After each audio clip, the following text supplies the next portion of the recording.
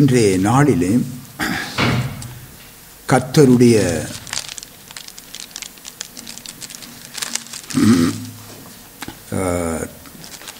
தூதுக்காக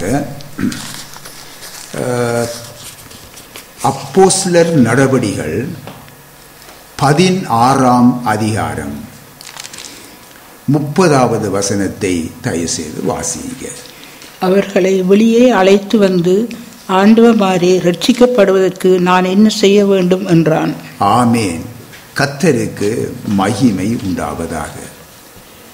ரட்சிக்கப்படுவதற்கு நான் என்ன செய்ய வேண்டும் என்று கேட்கின்றார். இந்த கேள்வி அருமையானவர்களே, இந்த காலத்திலே நாம் கேட்பது மிக மிக அருமை. இது ஒரு மனிதனுடைய உள்ளத்திலே இருந்து எழும்புகின்ற ஒரு பெரியதொரு தாகம். நாங்கள் வாசித்து பாருங்கள் அந்த வேத பகுதியை.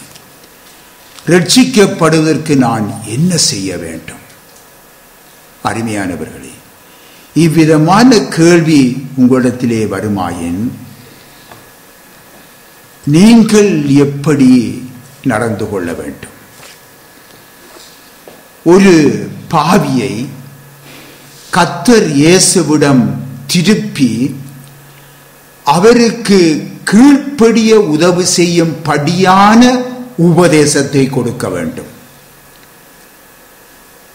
பொதுவாக அருமையானவர்களே, யாரும் இவ்விதமான ஒரு கேள்வியை கேட்கும் பொழுது,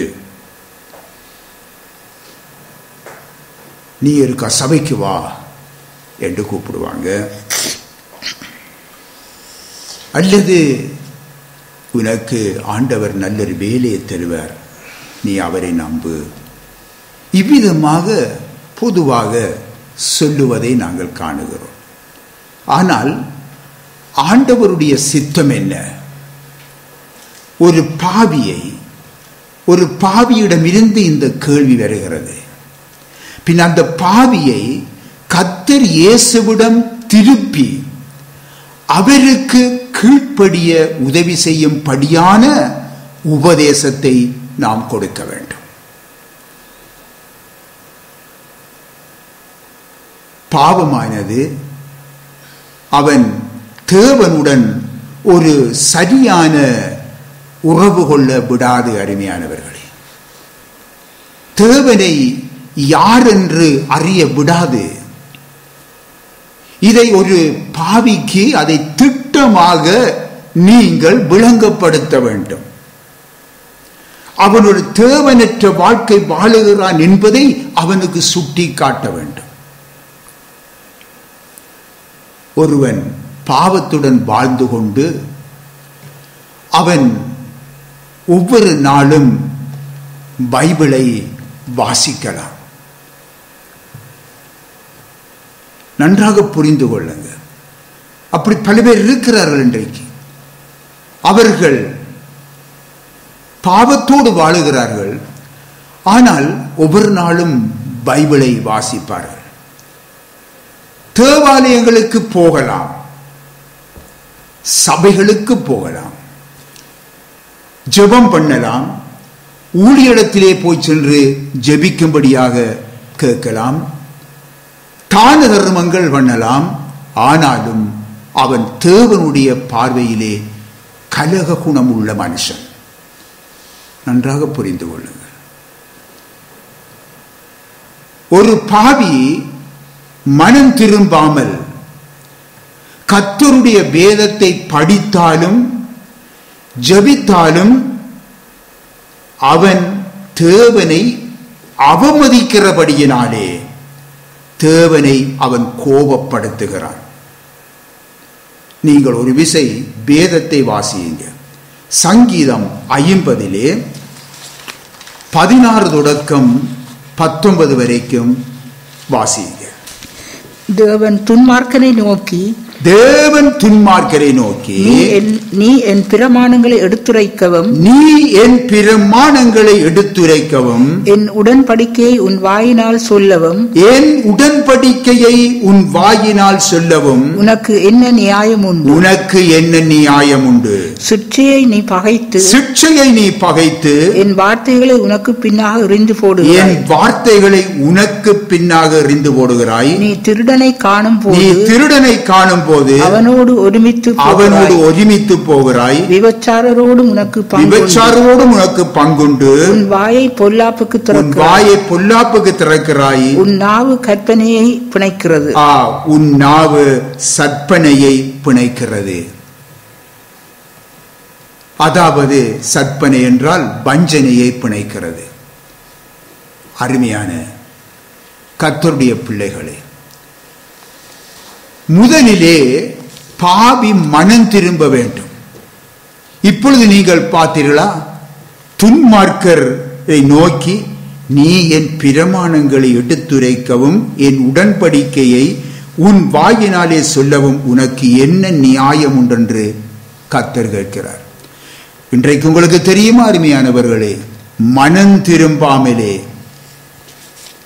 ஆண்டவர் இயேசு கிறிஸ்துவின் கட்டளைக்கு கீழ்ப்படியாமலே இன்றைக்கு எத்தனை பேர் இன்றைக்கு உலக புகழ் பெற்ற ஊழியர் என்று பெயர் பெற்றுக் கொண்டு இருக்கிறார்கள். அவர்களை இன்றைக்கு அநேகர், ஏன் ரட்சிக்கப்பட்டவர்கள் கூட அவர்களை பின்பற்றுவர்களாக இருக்கிறார்கள்.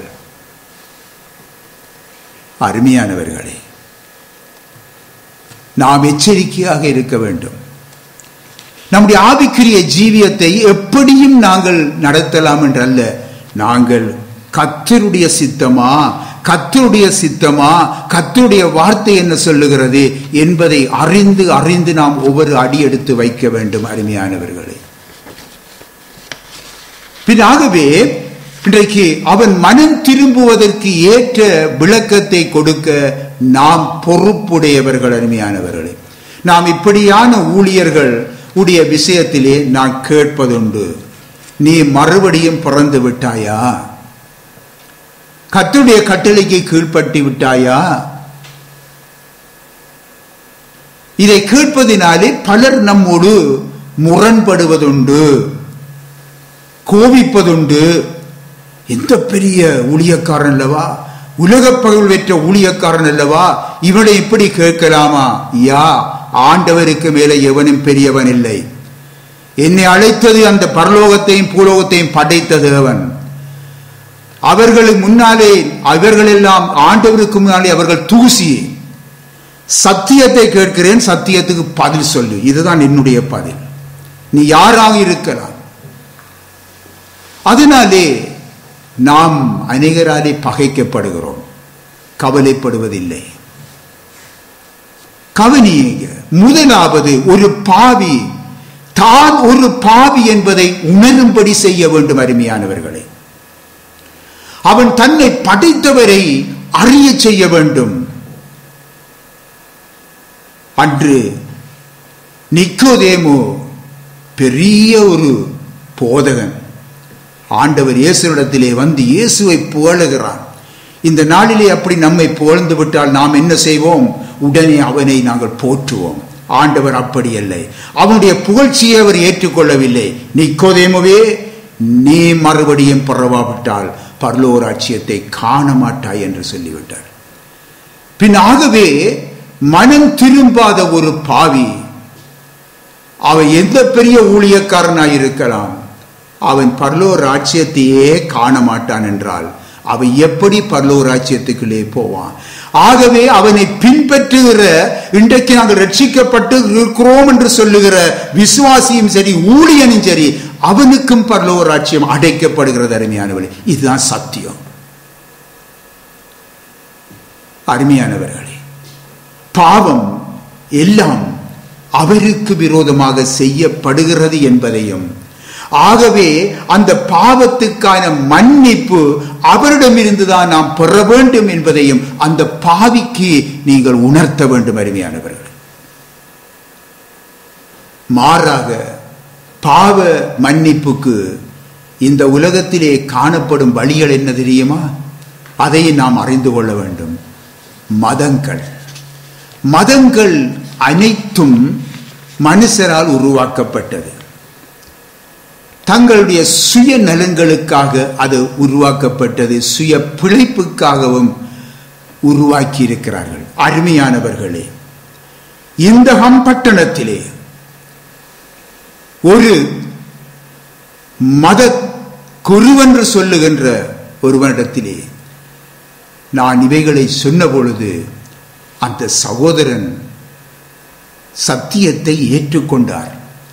ஆனால் நீங்கள் நம்ப மாட்டீர்கள், அவர் சத்தியத்தை ஏற்றுக்கொண்டு விட்டு அவர் சொல்றார், நீங்கள் சொல்லுவதில் பிழை இல்லை பாஸ்டர், ஆனால் நமக்கு இதை விட்டா பிழைப்பில்லையே பாஸ்டர் என்று சொல்லி சொன்னார்.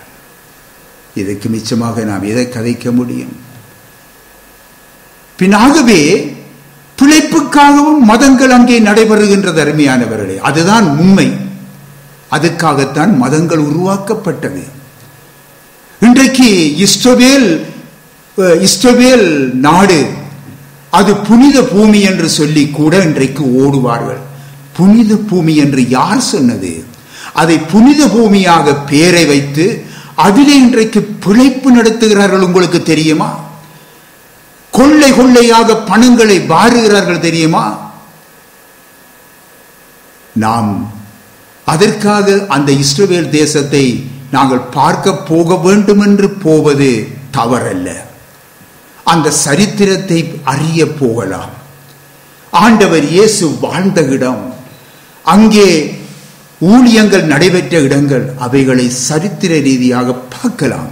ஆனால் புனித ஸ்தலம் என்று சொல்லி அங்கே போவதனால் ஒரு விசேஷம் என்று சொல்லி, அல்லது அங்கே யோர்தான் நதியிலே நான் ஞானஸ்நானம் பெற்றால் அது ஒரு விசேஷம் என்று நினைப்பது அது முட்டாள்தனமான ஒரு காரியம். அருமையானவர்களே, இன்றைக்கு யோர்தான் நதியில சரித்திரம் தெரியுமா? யோர்தான் நதியில இன்றைக்கு சிலர் போவார்கள், நாங்கள் போய் அங்கேயே ஞானஸ்நானம் பெற வேண்டும். அது எந்த அளவில் புனிதமான நதி இன்றைக்கு அவர்கள் நினைக்கிறார்கள். நதியிலே நான் குளித்தால் நான் என்னுடைய பாவங்கள் போயிட முடியும். நிச்சயம் போகாது. அது மட்டுமல்ல, இன்றைக்கு அந்த நதி ஆடு மாடுகள் கழுவுகின்ற ஒரு இடமாக இருக்கிறது. அது தெரியுமா உங்களுக்கு? அப்படித்தான் இன்றைக்கு ஆய்வாளர்கள் இன்றைக்கு எழுதுகின்றார்கள். அருமையானவர்களே, ஆகவே அந்த மதங்கள் அது எந்த மதமாயிருக்கலாம், தங்களுக்கென்று ஒவ்வொரு பலிகளை அவர்கள் உருவாக்கி வைத்திருக்கிறார்கள், பாவ மன்னிப்புக்கென்று. பின்ன கவனியுங்க, பாவியாகிய அந்த மனிதன் ஒரு மதத்தை உருவாக்கினான், பாவ மன்னிப்புக்கென்று ஒரு வழியையும் அங்கே ஏற்படுத்தி வைக்கிறான். அந்த நதியிலே குளித்தால் பாவம் போகும், இதிலே சென்றால் பாவம் போகும், அந்த புண்ணிய ஸ்தலம் சென்றால் பாவம் போகும், அங்கே குருவானிடத்திலே சென்று பாவ அறிக்கை செய்தால் பாவம் போகும். இப்படியெல்லாம் ஒவ்வொரு வழிகளை ஒவ்வொரு மதங்களை ஏற்படுத்தி வைத்திருக்கிறது. கர்த்தர் இயேசு சொல்லுகிறார் என்ன தெரியுமா? இவர்களை குறித்து சொல்லும் பொழுது, குருடன் குருடனுக்கு வழிகாட்டினால் இருவரும் குழியிலே விழுவார்கள். இதுதான் அருமையானவர்களே சத்தியம். ஏனென்றால் தேவனுடைய பார்வையிலே இவர்கள் எல்லாருமே குருடர்கள். ஆகவே இதுதான் மதங்களின் பரிதாப நிலை. கடவுள் ஒருவரே. இப்படி இருக்க இந்த உலகம் அடங்கிலும் எத்தனை எத்தனை கடவுள்கள். பாவி சிந்திக்க வேண்டும், ஒரு பாவி சிந்திக்க வேண்டும். எத்தனை கடவுள்கள், இதில் யார் கடவுள் அறியாமல் வாழ்ந்து கொண்டிருக்கின்றார்கள். ஆகவே பாவியாகிய மனிதன் கடவுளை அறியாமலும் தன் பாவங்களுக்கு ஒரு மன்னிப்பு பெறாமலும் இந்த உலகத்தை விட்டு அவன் கடந்து போவது எவ்வளவு ஒரு பரிதாப நிலை என்பதை நீங்க சிந்தித்து பாருங்க. ஒவ்வொரு தேவனுடைய பிள்ளைகளும் இதை சிந்தித்து செயலாற்ற வேண்டும்.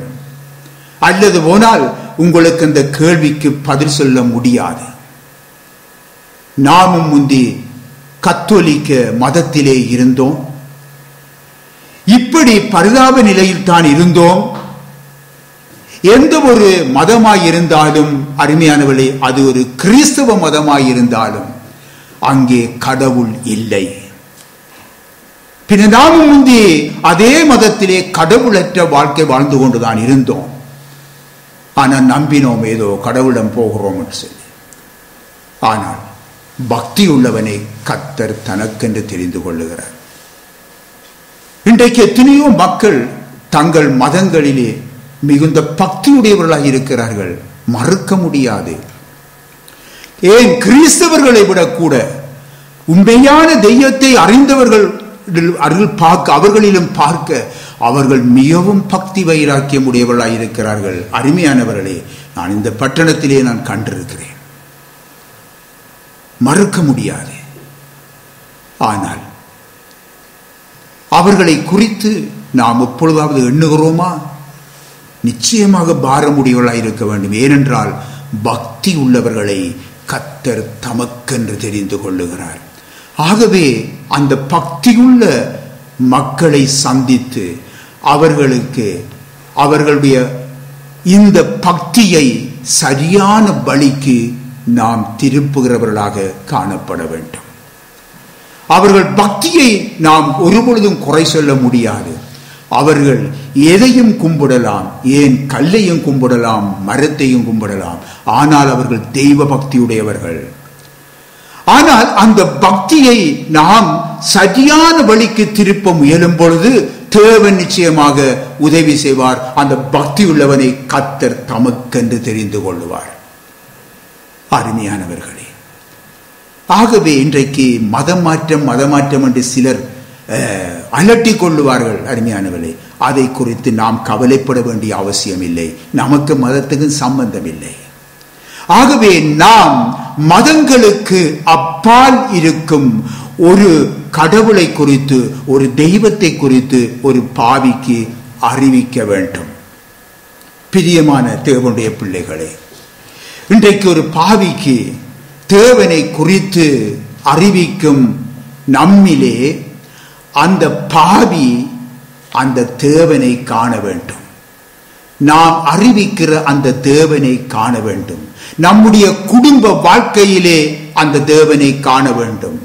நம்முடைய நடக்கையிலே அந்த தேவனை அந்த பாவி காண வேண்டும். அருமையானவர்களே, இதுதான் மிக முக்கியமானது. அருமையானவர்களே, எனக்கு அருமையான கர்த்தருடைய பிள்ளைகளே, நம்முடைய வாழ்க்கை மற்றவர்களுக்கு ஒரு பிரசங்கமாக இருக்க வேண்டும். நல்ல மனிதர்கள் பரலோகம் செல்லுவார்கள், கெட்ட மனிதர்கள் அவர்கள் நரகம் செல்லுவார்கள் என்பது என்று அநேகர் கூறுவார்கள். அவர்கள் இவ்விதமாக கூறுகிறார்கள். சரி, ஆனால் நம்முடைய ஆண்டவர் இயேசு என்ன சொல்லுகிறார்? நல்லவன் ஒருவனும் இல்லையே. அப்படி இருக்கைக்குள் அது என்ன, நல்ல மனிதர் பரலோகம் செல்லுவார்கள், கெட்ட மனிதர் நரகம் செல்லுவார்கள் என்று சொல்லுகிறார்களே. ஆண்டவர் சொல்லுகிறார், நல்லவன் ஒருவனும் இல்லை, தேவன் ஒருவரே நல்லவர். ஆகவே தேவனுடைய அந்த கிருபையினாலே அருமையானவர்களே ரட்சிக்கப்பட்ட அந்த பாவிகளே பரலோகம் செல்லுவார்கள் என்பது தேவனுடைய வழி.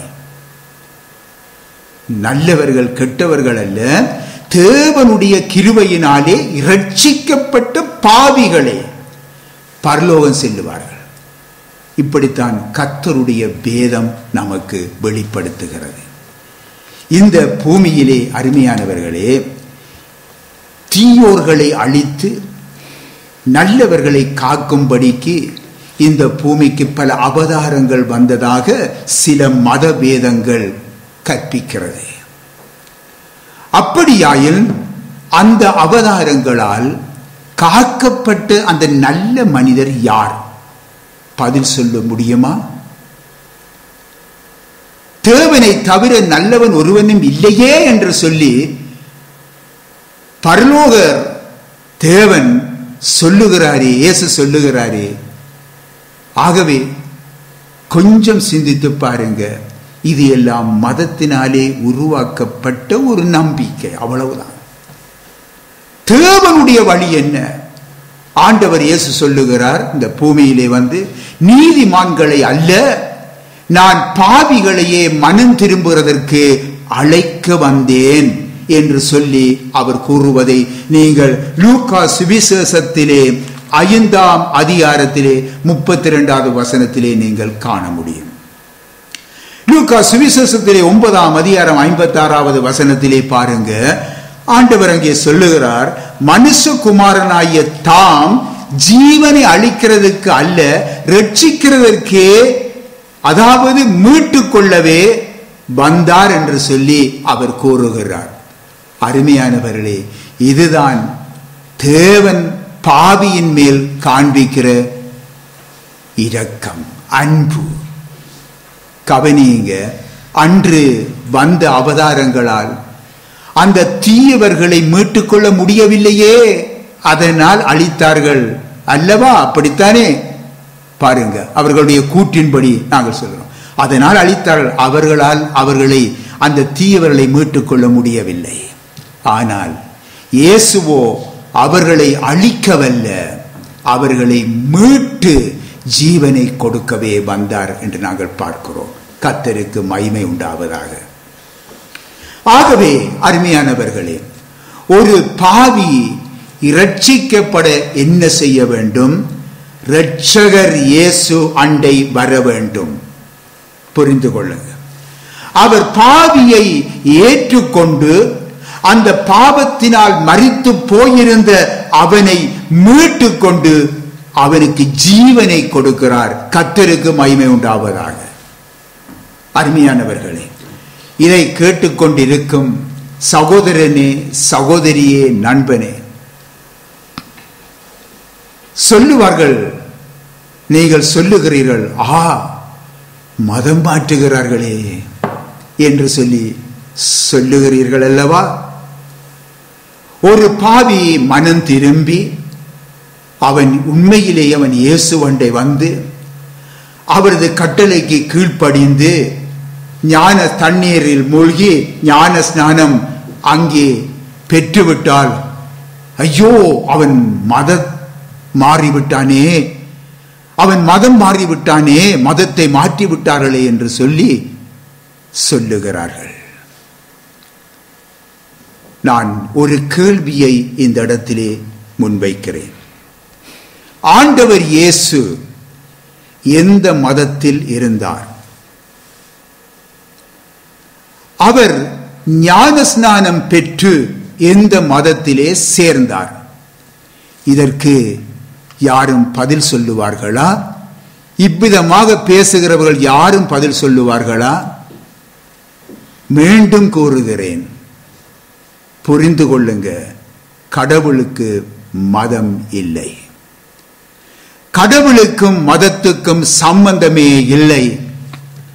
கடவுள், அதாவது தேவன், மனுக்குல மீட்புக்காக இயேசு என்ற அந்த நாமத்தினாலே இந்த பூமிக்கு இறங்கி வந்தார் என்று சொல்லி நாங்கள் யோவான் சுவிசேஷத்திலே 6ஆம் அதிகாரம் 38வது வசனத்திலே நாங்கள் காணலாம். அவர் தேவன், அவர் மனு உருவிலே அவர் இந்த உலகத்துக்கு வந்திருக்கிறார். அவருடைய பெயர் இயேசு. இந்த உலகத்திலே தேவன் ஒரு மிருகமாகவோ பறவையாகவோ அல்லது வேறு எந்த பொருளாகவோ வந்தால் இந்த பாவியோடு அவர் தொடர்பு கொள்ள முடியுமா? முடியாதே. ஆகவே இந்த பாவியோடு தொடர்பு கொள்ள, அந்த பாவியை மீட்டெடுக்க, அவனுக்கு சத்தியத்தை வெளிப்படுத்த, தன்னை வெளிப்படுத்த, தேவனுடைய அன்பை வெளிப்படுத்த அவர் அவனை போன்று அந்த மனித சுபாவம், மனித ரூபமாக வந்தால்தான் முடியும். அதைத்தான் தேவன் செய்தார். இந்த உலகத்துக்கு இறங்கி வந்தார். இயேசு என்ற நாமத்தினாலே இறங்கி வந்தார். இந்த உலகத்திலே தேவனுக்கு கொடுக்கப்பட்டிருக்கிற நாமம் இயேசுவின் நாமம்.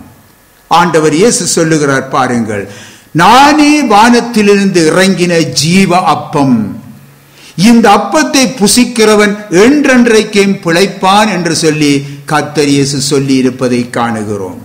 இன்னுமாக பாருங்க, இப்பொழுது பார்க்கிறோம், எந்த இடத்திலும் பாருங்க, கவனியுங்க, எந்த இடத்திலும் தாம் மரியாளுடைய வயிற்றிலே கற்பத்திலே தான் பிறந்தேன் என்று சொல்லி இருக்கிறாரா?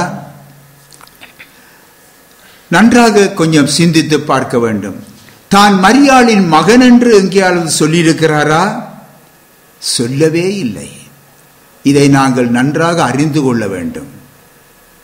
தேவன் மனுவுரு எடுத்து இந்த பூமியிலே பிறப்பதற்கு ஒரு ஒழுங்கொன்று இருக்கிறது. ஒரு மனிதன் பிறக்கிறதற்கு இந்த உலகத்திலே ஒரு ஒழுங்கொண்டு இருக்கிறது.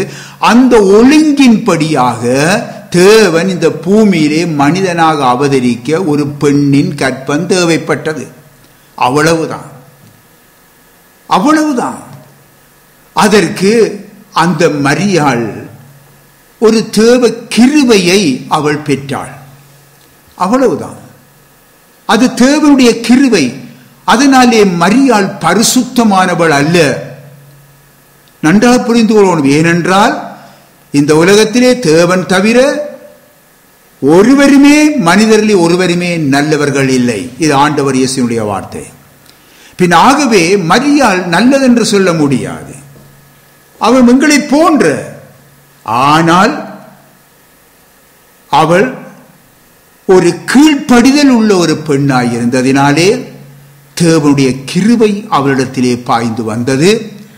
அந்த இடத்திலே அவளுடைய கற்பத்திலே தேவகுமாரன் மனிதனாக அவதரித்தார். அருமையானவர்களே, இது மரியாளுக்கு கிடைத்த விசேஷம் என்று நினைக்கிறீங்களா? இல்ல. கீழ்ப்படுகிற ஒவ்வொரு மனுஷன் மத்தியிலும் ஆண்டவர் இயேசு அவனுடைய வாழ்க்கையிலே பிறக்கிறார். நன்றாக புரிந்து கொள்ள வேண்டும். இன்றைக்கு ஆண்டவர் இயேசுவுக்கு கீழ்ப்படுகிறோமா? சத்தியத்துக்கு கீழ்ப்படுகிறோமா? அவருடைய வார்த்தையை கீழ்ப்படுகிறோமா? ஆண்டவர் இயேசு அவனுடைய வாழ்க்கையிலே பிறக்கிறார். அருமையானவர்களே, அப்பொழுதுதான் நான் என்ன செய்கிறேன்? இயேசுவை சுமந்து கொண்டு சாட்சியாக நான் திரிகின்றேன். இன்றைக்கு பாருங்கள், இன்றைக்கு மனிதனுக்கு செம்மையாக தோன்றுகிற பலி உண்டு. அதன் முடிவோ மரண பலி. இன்றைக்கு உடனே மரியாதை உடனே என்ன செய்கிறார்கள்? உடனே ஏதோ கடவுளின் தாய், கடவுளின் தாய், தேவனுடைய தாய். வேதத்தில் எங்கே இருக்கிறது கடவுளின் தாய் என்று? வேதத்தில் எங்கே இருக்கிறது தேவனுடைய தாய் என்று? வேதத்தை ஆராய்ந்து பாருங்க. பின் ஆகவே இவ்விதமாக மனுஷனுக்கு செம்மையாய் தோன்றுகிற பலி ஒன்று, அவையெல்லாம் அதன் முடிவோ மரண பலி. இப்படித்தான் நீதிமொழிகள் 14ஆம் அதிகாரத்திலே 12ஆம் வசனத்திலே சொல்லப்பட்டிருக்கிறது. ஆகவே இதுதான் எல்லா மதங்களுடைய தவறுகளாயிருக்கிறது. ரோமான் கத்தோலிக்க மதம் கூட இதற்கு விதிவிலக்கு இல்லை. எவரும் ஆச்சரியப்பட வேண்டாம். நான் சொல்லுகிறேன், ஆண்டவர் சொல்லுகிறார், ஒருவனும் உங்களை வஞ்சியாதபடி எச்சரிக்கையாயிருங்கள், என் நாமத்தை தரித்துக் கொண்டு அவர்கள் அநேகரை வஞ்சிப்பார்களாம். இவ்விதமான கிறிஸ்தவ மதம், கிறிஸ்துவின் பெயரை வைத்து வஞ்சித்துக் கொண்டிருக்கிறார்கள். இது ஆண்டவர் சொன்ன வார்த்தை. இதைத்தான் உங்களுக்கு நான் பிரசங்கிக்கிறேன். அநேகரை வஞ்சிப்பார்கள். அதுதான் திரள் திரளாக எல்லாம் செல்லுவார்கள் அந்த இடத்திற்கு. அவர்களை பின்பற்றாதிருங்கள் என்று கூட ஆண்டவர் சொல்லுகின்றார். இயேசு சொல்லி இருக்கிறார். அருமையானவர்களே, உங்களுக்கு இயேசுவின் வார்த்தை முக்கியமா, அல்லது மதத்தின் கட்டளைகள், அல்லது மத குருக்களுடைய கட்டளைகள், அல்லது போப்புடைய கட்டளைகள் முக்கியமா? ஆண்டவர் இயேசு சொல்லுவதை தள்ளிவிட்டு என்ன செய்கிறோம்? மத குருக்களையும் மத வழிகளையும் நாங்கள் பின்பற்றுகிறோம். சிந்தித்து பாருங்கள். நான் மரித்தால் எங்கே போவேன்? கொஞ்சம் சிந்தித்து பார்க்க வேண்டும். ஒவ்வொரு மனிதனும் சிந்தித்து பார்க்க வேண்டும். பிரியமானவர்களே, நம்முடைய ஆண்டவர் இயேசு இந்த உலகத்துக்கு வந்தது ஒரு மதத்தை உருவாக்குவதற்கு அல்ல. பாவிகள் மனம் திரும்பும்படி அழைக்கவே வந்தேன் என்று சொல்லுகிறார். இரத்தம் சிந்தி மனுக்குலத்தின் அந்த பாவ நிவாரண பலியாகி இன்றைக்கு பாவத்தின் காரணமாக அந்த மனிதனுக்கும் தேவனுக்கும் இடையே இருந்த அந்த பிரிவினை சுவரை தகர்த்து எறிந்து தேவனோடு மனிதனை ஒப்புரவாக்கும்படியாக ஆண்டவர் இயேசு இந்த உலகத்திற்கு வந்தார். அருமையானவர்களே, அந்த திட்டத்தோடு தான் வந்தார். ஆகவே பாவியாகிய மனிதன் ரட்சிப்பு அடைய மனம் திரும்பி இயேசுவை பின்பற்றுங்கள் என்று சொல்லுங்கள். இதுதான் அருமையான இந்த கேள்விக்கு பதில். உலகிலே பல வழிகள் உண்டு. அந்த வழிகளில் சென்று தெய்வத்தை கண்டடையலாம் என்று எண்ணுகிறார்கள். அது மத எண்ணங்கள். இவை மரண வழிகள் என்று வேதம் தெளிவாக சொல்லுது. அது மரணத்துக்கு கொண்டு செல்லுகிற பாதை. யோவான் சுவிசேஷத்திலே 14ஆம் அதிகாரத்திலே அங்கே 6வது வசனத்திலே நீங்கள் வாசித்து பாருங்கள். கர்த்தர் இயேசு சொல்லுகிறார், நானே வழி என்று சொல்லுகிறார். யோவான் சுவிசேஷம் 10ஆம் அதிகாரத்திலே 9வது வசனத்திலே நானே வாசல், என் வழியாய் ஒருவன் உட்பிரவேசித்தால் அவன் ரட்சிக்கப்படுவான் என்று சொல்லுகிறார். பிரியமானவர்களே, இன்றைக்கு இந்த வழியிலே செல்லாமல் இன்றைக்கு எத்தனை பேர் இன்றைக்கு இந்த உலகத்தை விட்டு கடந்து செல்லுகிறார்கள். இன்றைக்கு ஒரு மனிதன் இந்த உலகத்திலே இருக்கிற மனிதன் ஒரு சமாதானம் அடைகிறான். ஓ, அந்த ஆத்துமா தெய்வத்தோடு வாழும். அறியாமை தெய்வத்தோடு வாழும். இந்த உலகத்திலே தற்கொலை செய்து கொள்ளுகிறான். என்ன சொல்லுகிறார்கள்? அவர்கள் தெய்வத்தோடு வாழுவார்கள் என்று சொல்லுகிறார்கள். அவன் கொலைகாரன். அவன் தன்னுடைய சரீரத்தை கொல்லுவதற்கு அவனுக்கு உரிமையே இல்லை. தேவன் கொடுக்கவில்லை அந்த உரிமையை. ஆகவே பிரியமானவர்களே, ரட்சிக்கப்படுவதற்கு நான் என்ன செய்ய வேண்டும் என்ற கேள்விக்கு பதில், இயேசு என்ற அந்த வாசல் வழியாக சென்றால் பரலோக வாசல் திறக்கப்படும் என்று சொல்லுங்கள். பரலோக வாசல் திறக்கப்படும் அல்லது திறக்கப்படாது. அருமையானவர்களே, இந்த உலகத்திலே இரண்டு வாசல்கள் தான் உண்டு. ஒன்று என்ன தெரியுமா? இடுக்கமான வாசல். ஆண்டவர் சொல்லுகிறார், இது இடுக்கமும் வழி நெருக்கமுமாயிருக்கிறது என்று சொல்லுகின்றார். ஆண்டவர் இயேசு சொல்லுகிறார், இந்த வாசல் வழியாகவே பிரவேசியுங்கள் என்று சொல்லுகிறார். இது ஜீவனுக்கு போற வாசல் என்று கூறுகிறார். அதை கண்டுபிடிக்கிறவர்கள் சிலர் என்றும் சொல்லுகின்றார். ஆண்டவர் இயேசு சொல்லுகிறார், அந்த சிலராய் நீங்கள் ஒவ்வொருவரும் மாற வேண்டும் என்று கூறி உங்களை அழைக்கிறோம். அருமையானவர்களே, அடுத்த வாசலை பாருங்கள். விரிவும் வழி விசாலமும் என்று சொல்லுகின்றார். இதன் வழியாக அநேகர் பிரவேசிப்பார்களாம். ஆண்டவர் இயேசு சொல்லுகிறார். சொல்லி என்ன சொல்லுகிறார்? இந்த வாசல் கேட்டுக்கு போகிற வாசல் என்று சொல்லுகிறார். இது அழிவின் பாதை. அருமையானவர்களே, தேவஜனமே, உங்களுக்குமே இந்த எச்சரிப்பு. உங்களுக்கும் தான். நாம் ரட்சிக்கப்பட்டவர்கள், ஊழியம் செய்பவர்கள், வேதத்தை கற்று தேர்ந்தவர்கள், இன்னுமாக உலக புகழையும் மனித புகழையும் சுமந்து திரிபவர்கள் என்று திருப்தியுடன் இருக்கிறீர்களா? நீங்கள் போகிற வாசல் இடுக்கமான வாசலா அல்லது விரிவும் வழி விசாலமான வாசலா என்பதை ஆராய்ந்து பாருங்க. கேட்டுக்கு போகிற வாசல் வழியாக இன்றைக்கு அநேகர் சென்று கொண்டிருக்கிறார்கள். அருமையானவர்களே, அநேகர் சென்று கொண்டிருக்கிறார்கள். அவர்கள் அந்த நாளிலே நியாயாதிபதிக்கு முன்பாக அந்த வெள்ளை சிங்காசனத்திலே அவர் வீற்றிருக்கும் பொழுது அவர் முன்பாக நின்று, அந்த இயேசு ராஜாவின் முன்பாக நின்று அவருடைய நாமத்தினால் தாங்கள் செய்த ஊழியங்களை குறித்து அவர்கள் மேன்மை பாராட்டுகிறதை நாங்கள் பார்க்கிறோம். ஆண்டவரே, இயேசுவே, நாம் அதை செய்தோம், உம்முடைய நாமத்தினால் இதை செய்தோம். அப்பொழுது அவர் என்ன சொல்லுகிறார்? நியாயாதிபதி என்ன சொல்லுகிறார்? உங்களை அறியவில்லை என்று சொல்லுகிறாரே. அவர்களை ஆண்டவர் சொல்லுகிறார், அக்கிரம செய்கைக்காரரே, இந்த இடத்தை விட்டு அகன்று போங்கள் என்று சொல்லி கூறுவேன் என்று சொல்லுகிறாரே. அருமையானவர்களே, இன்றைக்கு தேவனுடைய பிள்ளைகள் எவ்வளவு தவறுகள் விடுகிறார்கள், ஏன் ஊழியர்களோட தவறு விடுகிறார்கள். இவ்விதமான மேன்மைகளை உடைய, அதாவது விசாலமான வாசலாய் செல்லுகிற இந்த ஊழியரிடத்திலே போய் உடைய தலைகளை குடித்து ஜெபிக்கும்படியாக இன்றைக்கு ஜெபிப்பதும் அவனுக்கு முன்னால விழுகிறதும் என்ற பரிதாப நிலையை இன்றைய கண்டு கொண்டிருக்கிறோம். அருமையானவர்களே,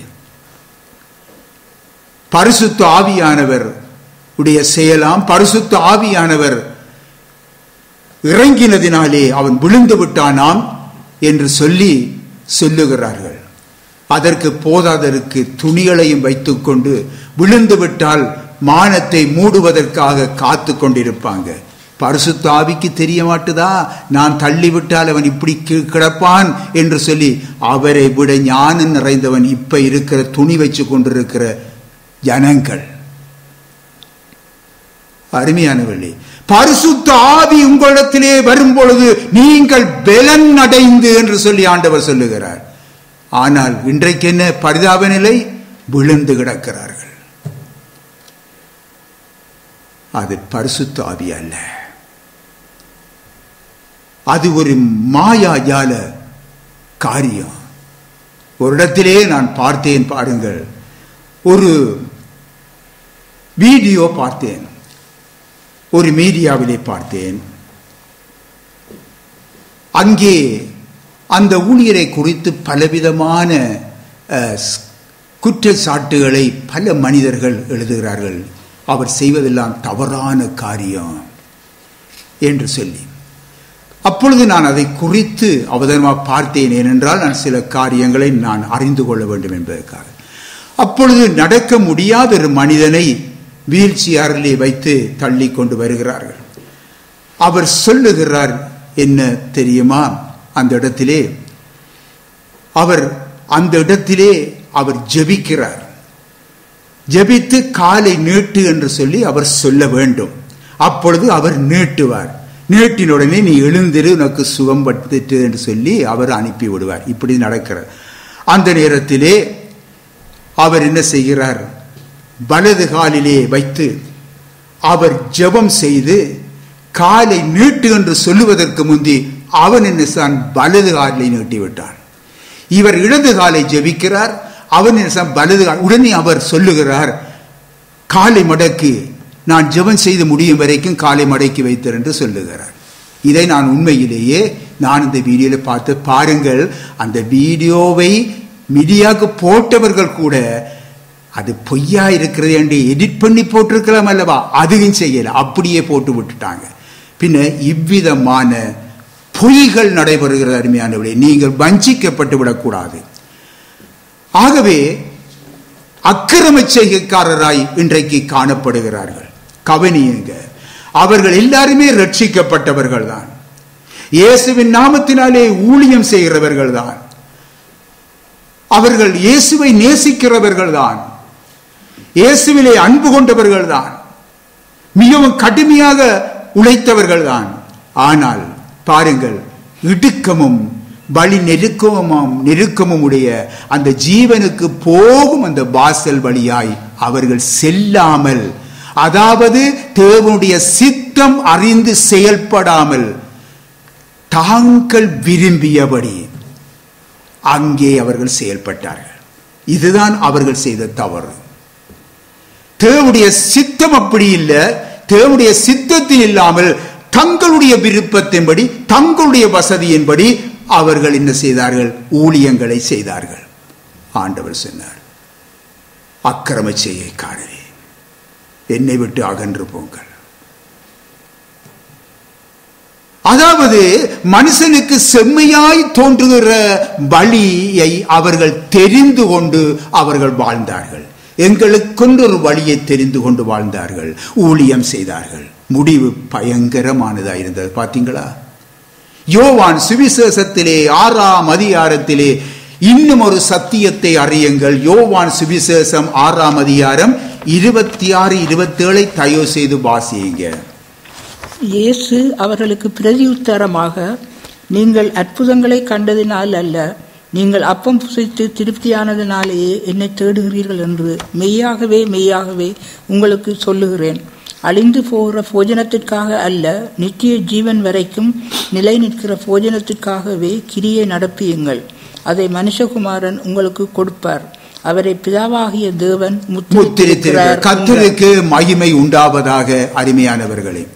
அருமையானவர்களே, இங்கே பாருங்கள், அழிந்து போகிற போஜனத்துக்காக, அதாவது இம்பைக்காக மாத்திரம் கர்த்தர் இயேசுவை பின்பற்றியவர்கள் அநேகர். அப்படித்தான் ஆண்டவர் இயேசு சொல்லுகிறார். பின்ன அவர்கள் அதாவது விரிவும் பலி விசாலவுமான பலியிலே நின்று அவர்கள் என்ன செய்தார்கள்? இயேசுவை பின்பற்றினவர்கள். பார்த்தீர்களா அருமையானவர்களே? பின் ஆகவே கவனியுங்க, அவர்களுடைய தேவன் வயிறாக இருந்தது. பிழைப்புக்காக இந்த ஊழியங்களை செய்தார்கள், சம்பளத்துக்காக இந்த ஊழியங்களை செய்தார்கள். இதைத்தான் பிலிப்பியர் 3ஆம் அதிகாரம் 19ஆம் அதிகார வசனத்திலே நாங்கள் பார்க்கிறோம். பின்ன நம்முடைய ஆண்டவர் இயேசுவோ இடுக்கமும் நெருக்கமுமான அந்த பலிக்கு, அதாவது அந்த ஜீவனுக்கு போற அந்த வாசல் பலிக்கு வரும்படி அவர் அழைத்தார்.